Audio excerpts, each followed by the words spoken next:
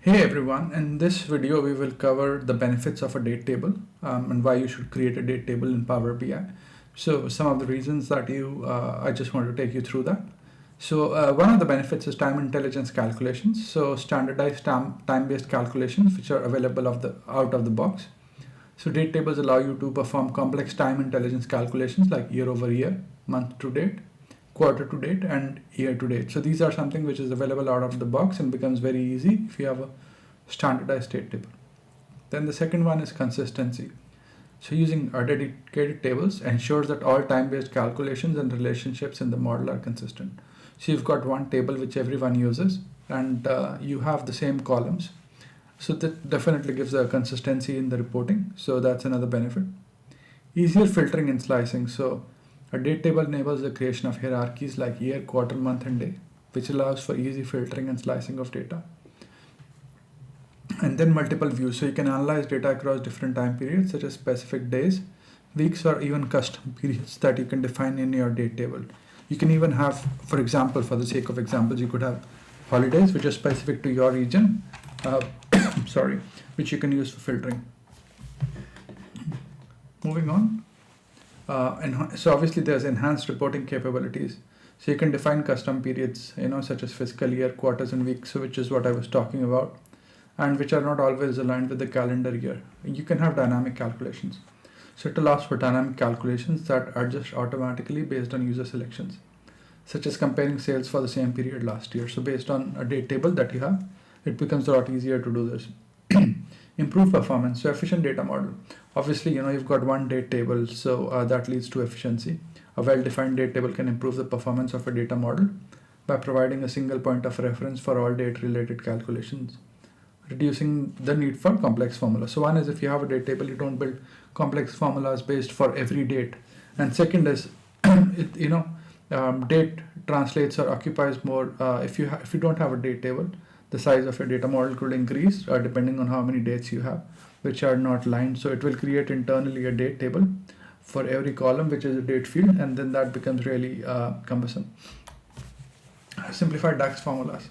So predefined columns, obviously, date tables often come with predefined columns like year, quarter, month, weekday. So when you're defining your date table, you could define all the columns that you need, and you could have a flag for weekend, you could have a flag for public holidays, and this can simplify DAX formulas by avoiding the need to extract these components manually. So you don't have to reinvent the wheel every time you're trying to build a report. Auto-generated functions. So like I was talking about total YTD, so total year to date, previous month sales, sales period last year. So it helps you compare vis-a-vis last year. Cross-functional use. So unified data reference. A single date table can be used across multiple tables and relationships in your data model, ensuring a unified approach to data-related analysis across different data sets. So it becomes really useful that everyone's using the same date table, and then you stop having mismatches, or at least it minimizes the chances of mismatches due to date functions defined in different ways in different reports.